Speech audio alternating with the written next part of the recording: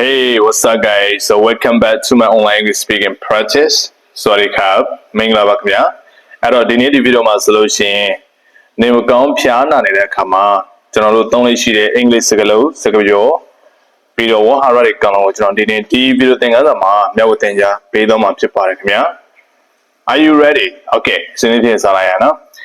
ပထမဆုံးတစ်ခုကပါလဲဆိုလို့ရှိရင်ငါဖျားနေတယ် Angelo, I have a fever. I have a fever. ငါဖျားနေတယ်ငါကိုပူတယ်ဆိုလို့ရှိရင် Angelo, I have a fever. I have a fever. ငါဖျားနေတယ်ဆိုလို့ရှိရင် Angelo, I am sick. I am sick. ဒါမှမဟုတ် I am not feeling well. I am not feeling well. ငါဖျားနေတယ် Okay ပြီးတော့ငါကောင်းကြိုက်တယ်ဆိုလို့ရှိရင် Angelo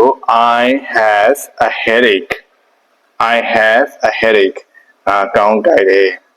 ငါကောင်းမှုတယ်ဆိုလို့ရှိရင် Angelo I am dizzy. I am dizzy. Okay ပြီးတော့ငါလက်ချောင်းနာတယ်ဆိုလို့ရှိရင် Angelo I have a sore throat. I have a sore throat. ငါလက်ချောင်းနာတယ်ပြီးတော့ငါအေးမိတယ်ဒါမှမဟုတ်ဆိုလို့ရှိရင်ငါနာစီးတယ်ချောင်းဆိုးတယ်ဟုတ်လားနော်ငါချောင်းဆိုးတယ်ဆိုလို့ရှိရင် I have a cough. I have a cough. Okay ငါအေးမိတယ်ဆိုလို့ရှိရင် I have a cold. I have a cold. ပြီးတော့ငါနာစီးတယ်ဆိုလို့ရှိရင် I have a runny nose. I have a runny nose. Okay ကဲ၍ငါပိန်ပန်းတယ်ဆိုလို့ရှိရင်ကလို့ I am tired. I am tired. ဒါမှမဟုတ် I am exhausted.